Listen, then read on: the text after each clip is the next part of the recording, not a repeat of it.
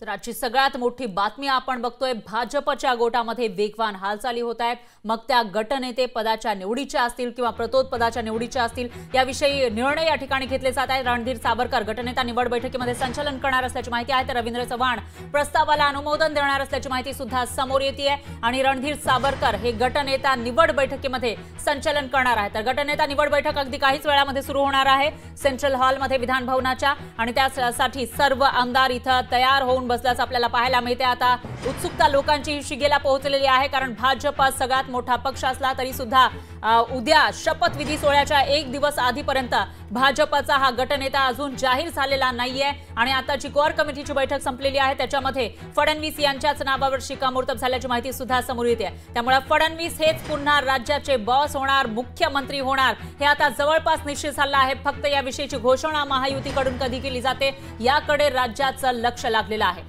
तर राज्यामध्ये आता महायुतीचं सरकार स्थापन होत आहे आणि तसं पाहिलं आपण तर या मागील 10 वर्षांमध्ये तिसऱ्यांदा हे सरकार स्थापन होणार आहे, तिसऱ्या चौथ्यांदा महायुतीचं सरकार स्थापन होणार आहे। कारण 2014 ला महायुतीचं सरकार आलेलं होतं, तेव्हा मूळ शिवसेना त्यांच्या सोबत होती। त्याच्यानंतर 2019 लाही महायुतीचं सरकार आलं होतं, त्यावेळेला अजित पवार त्यांच्या सोबत होते, मात्र ते सरकार फक्त 1.5 दिवसाचं होतं। त्याच्यानंतर 2022 मध्ये महायुतीचं सरकार आलं आणि त्यावेळेला नेतृत्व केलं शिंदेंनी। आता 2024 ला सरकार पुन्हा एकदा स्थापन होते आणि त्याच्यामध्ये नेतृत्व फडणवीस करणार आहे। सत्तेच्या चाव्या फडणवीसांच्या हाती असतील अशी माहिती आहे, फक्त अधिकृत घोषणा होणं बाकी आहे।